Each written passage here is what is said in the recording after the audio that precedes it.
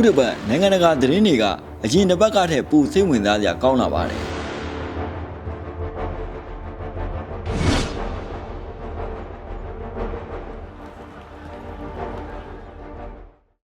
လေခဲတဲလဲဖြစ်နေပြီးပါလက်စတိုင်းနိုင်ငံပေါ်ထွက်လာမှာကိုလက်မခံတဲ့အစ္စရေးကြောင့်82မြဖြစ်နေတဲ့ဂါဇာအရေးဟာဒီတစ်ပတ်မှာအပြေတစ်ခုထွက်လာခဲ့ပြီဖြစ်ပါတယ်တနင်္လာနေ့ကကျင်းပတဲ့လုံခြုံရေးကောင်စီမှာထရန့်အဆိုပြုတဲ့ဂါဇာစီစဉ်ကိုအတည်ပြုခဲ့ပါတယ်ဒီစီစဉ်မှာနိုင်ငံစုံလုံခြုံရေးတပ်ဖွဲ့တစ်ဖွဲ့ကိုဂါဇာမှာချထားဖို့အပါအဝင်ကြားဖြတ်အစိုးရသဘောမျိုးနိုင်ငံတကာထိန်းသိမ်းရေးရန်ရာတစ်ခုပေါ်ဆောင်မှုလည်းပါဝင်ပါတယ်ပါလက်စတိုင်းချုပ်ချာနိုင်ငံဖြစ်နိုင်ခြေကိုအရေးအမွယ်ပြထားတဲ့ဒီစီစဉ်ကိုနိုင်ငံတကာကကြိုဆိုကြပြီးငြိမ်းချမ်းရေးအတွက်ပထမခြေလှမ်းဖြစ်ပါလက်စတိုင်းနိုင်ငံသားရေးဝန်ကြီးကကြိုဆိုခဲ့ပါတယ် that it truly embodies the issue of ကုလအတည်ပြုခဲ့တဲ့ဂါဇာစီစဉ်ကိုအစ္စရေးကဘယ်လိုတုံ့ပြန်မလဲဆိုတာမသိရသေးပေမဲ့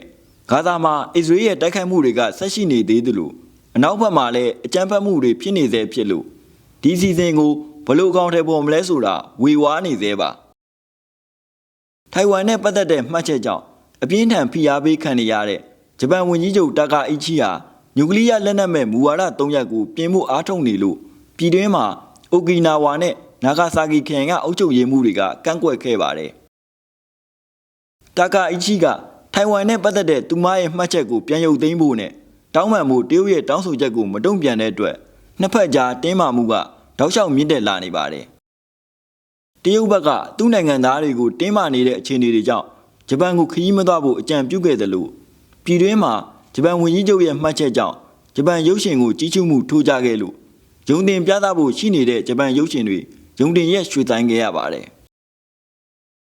ဂျပန်ဘက်ကဒီအခြေအနေမှာတရုတ်ကိုတန်တမန်အဖွဲ့ဆေးလို့ပြီးပြေလည်ဖို့အားထုတ်ခဲ့ပေမဲ့ပြေလည်မှုမရသေးပါဘူးတရုတ်ကတောင်အာဖရိကမှာကျင်းပတဲ့ G20 ဆွေးနွေးပွဲမှာဂျပန်ဝန်ကြီးချုပ်နဲ့တွေ့ဖို့ရှိမရှိကိုမေးမြန်းခဲ့ရာတွေ့ဖို့အစီအစဉ်မရှိကြောင်းဖြေကြားခဲ့ပါတယ်၄နှစ်ကာလတည်းရောက်လာပြီဖြစ်တဲ့ယူကရိန်းစစ်ပွဲဟာယခုချိန်မှာကျူးကျော်သူရုရှားဘက်မှပါထိခိုက်လာနေပြီဖြစ်ပါတယ်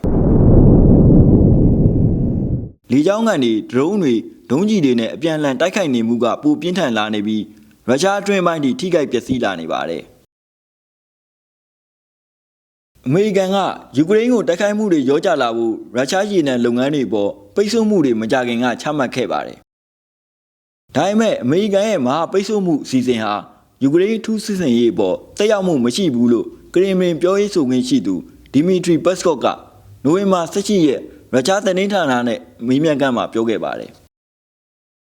ဒီတောအတွင်းမှာဂျပန်စစ်ဦးစီးချုပ်ဗိုလ်ချုပ်ကြီး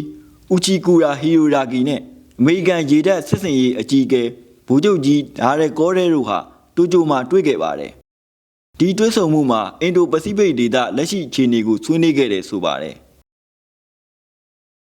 သတင်းလူသားဖြစ်နေတဲ့အမေရိကန်သမ္မတထရန့်ကတော့ဒီတစ်ပတ်မှာသူအစဉ်တစိုက်ကန့်ကွက်ခဲ့တဲ့ Epstein အမှုတွဲကိုဖွင့်ချရင်သူထောက်ခံမယ်လို့ပြောခဲ့လို့လွှတ်တော်က Epstein အမှုတွဲကိုဖွင့်ချဖို့မဲခွဲကသဘောတူခဲ့ပါတယ် Motion to reconsider is laid on the table. အရင်ကဒီအမှုတွဲမှာသူပါဝင်နေလို့ဖွင့်ချမှာကိုထရန့်ကကန့်ကွက်နေတာပါအခုကဒီမိုကရက်တစ်သမ္မတဟောင်းဘီကလင်တန်ပါဝင်နေမှုကိုပါဖော်ပြဖို့ထုတ်ပြောလာပြီးမှထရန့်ကဖွင့်ချရင်ထောက်ခံမယ်ဆိုပြီးပြောခဲ့တာပါထရန့်ဟာအမေရိကန်ကိုအလဲပတ်ရောက်နေတဲ့ဆော်ဒီအိမ်ရှေ့မင်းသားဝန်ကြီးချုပ်မိုဟာမက်ဘင်ဆယ်မန်ကိုအင်ဖြူတော်မှာနိုဝင်ဘာ18ရက်ကညစာစားပွဲနဲ့တက်ကင်းအခမ်းခဲ့ပါတယ်အဲ့ဒီအခမ်းပွဲမှာကမ္ဘာကျော်ဘောလုံးသမားခရစ္စတီယာနိုရိုနယ်ဒိုတက်ရောက်ခဲ့တယ်လို့အီလွန်မတ်ကမ္ဘာဘောလုံးဖွဲ့ချုပ်ဖီဗာဥက္ကဋ္ဌအင်ဖန်တီနိုတို့လည်းတက်ရောက်ခဲ့ပါတယ်ဒီတစ်ပတ်မှာတခြားစိတ်ဝင်စားစရာဖြစ်ခဲ့တဲ့သတင်းကဘင်္ဂလားဒေ့ရှ်ဝန်ကြီးချုပ်ဟောင်းရှိတ်ဟာစီနာကိုမျက်ကွယ်မှာတည်တံချမှတ်ခဲ့တာပါရှိတ်ဟာစီနာကပြီးခဲ့တဲ့နှစ်က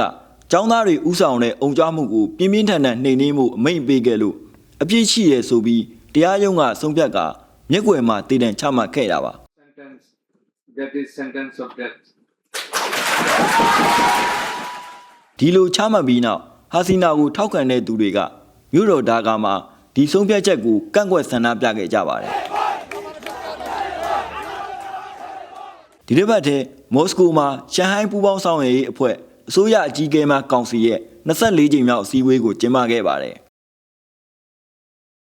ဒီအစည်းအဝေးကိုတက်ရောက်လာတဲ့တရုတ်ဝန်ကြီးချုပ်လီချန်ကနိုဝင်ဘာ18ရက်မှာရုရှားဝန်ကြီးချုပ်မီကေးမီချူစတင်နဲ့တွေ့ခဲ့ပြီးရုရှားနဲ့ပူးပေါင်းဆောင်ရွက်မှုကိုနှချိုင်းအောင်လုပ်ဖို့အသင့်ရှိတယ်လို့ပြောခဲ့တယ်ဆိုတာတင်ပြရင်ယခုတစ်ပတ်နိုင်ငံတကာသတင်းကောက်နှုတ်ဖော်ပြမှုကိုဒီမှာပဲရက်လက်ချင်ပါတယ်။